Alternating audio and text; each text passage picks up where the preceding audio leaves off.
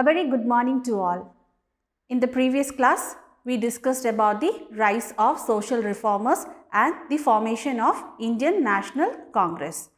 Today, we will be discussing about the revolt of 1857 and the partition of Bengal. So, we will continue from page number 110.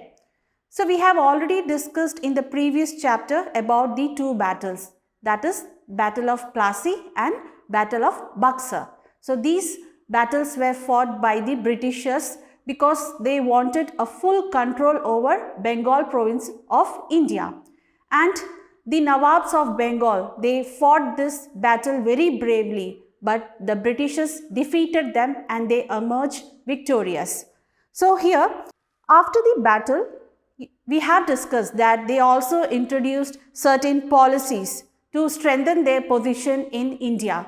And the policies were the subsidiary alliance and the doctrine of lapse. By introducing these policies, the Britishers started to exploit the local people, the poor peasants, the farmers, landlords, the local Indian rulers and the Indian sepoys.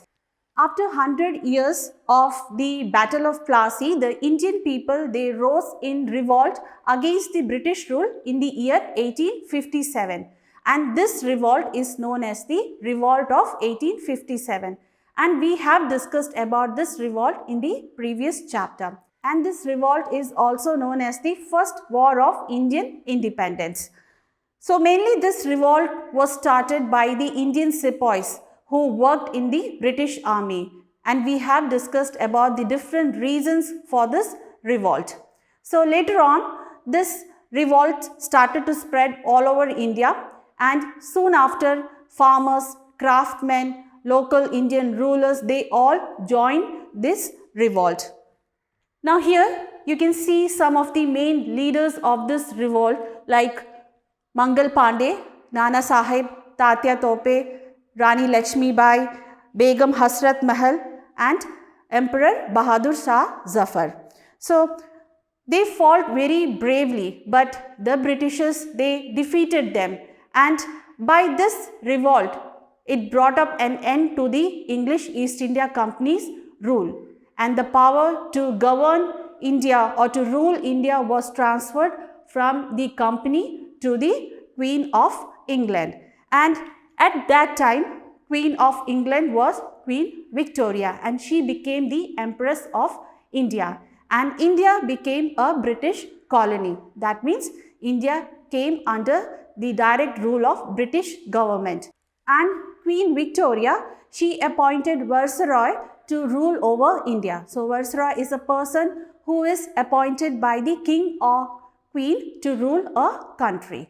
So this was about the revolt of 1857 and end of English East India Company's rule.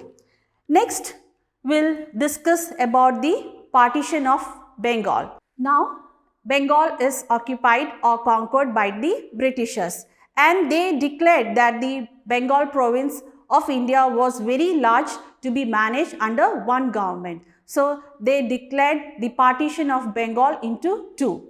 But actually, they wanted to introduce divide and rule policy because they were afraid of the unity of Hindus and Muslims of Bengal. And Bengal was also one of the main center of revolt and mass revolutions against the British rule. So, they understood that by this policy, that is divide and rule policy, they can weaken the unity of Hindus and Muslims of Bengal. This policy was introduced by the Viceroy Lord Curzon in the year 1905.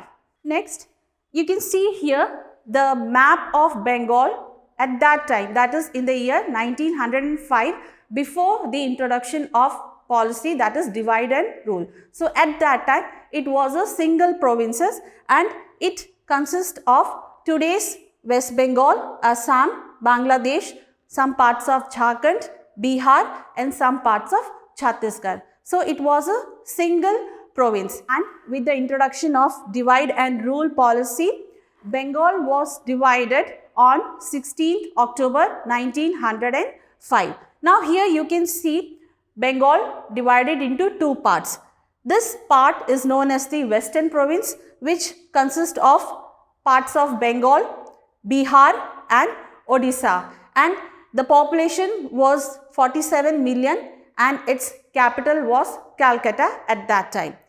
The other half, that is the eastern half, consisted of parts of Bengal plus Assam, and this had majority of Muslim people. And here in Western Province, the majority of people were Hindus, and in Eastern Province, the majority of people were Muslims. So, with the policy of divide and rule, the Britishers wanted to divide the unity of people, that is the Hindus and Muslims of Bengal, and this policy came into force on 16th October 1905. Now, many leaders strongly opposed this partition and they felt the need to protest. Many public meetings were held which was against the British rule, and several petitions or request letters were sent by the Indians to the Viceroy, that is Lord Curzon, which was against the policy, that is divide and rule policy. And a very large meeting was also held in Calcutta by Surendranath Banerjee. With this began the movements, that is Swadeshi movement and the boycott movement, and many Indian people, they came together to stand against the British rule. Now let's discuss about the Swadeshi movement. Now this movement was introduced on 7th August 1905, and according to this movement, the Indian leaders, they encouraged people to use more and more Indian goods that were manufactured by the Indian people in India. Now let's discuss the aspects one by one. So the first one is that the Indian leaders, they appealed the Indian people to boycott or to stop using the goods which were made in England or any other European countries. For example, the Western clothes, these clothes were burnt on bonfire, and fines were also applied on anyone who used the foreign sugar. So these products were manufactured in England or any other European countries. So it was a great or huge loss to the Britishers, because at that time Bengal was one of the richest market for the Britishers. Next aspect is that the leaders also encouraged Indian people to give up their British jobs, British titles, and they also asked them not to go to British schools and colleges. So this was the second aspect.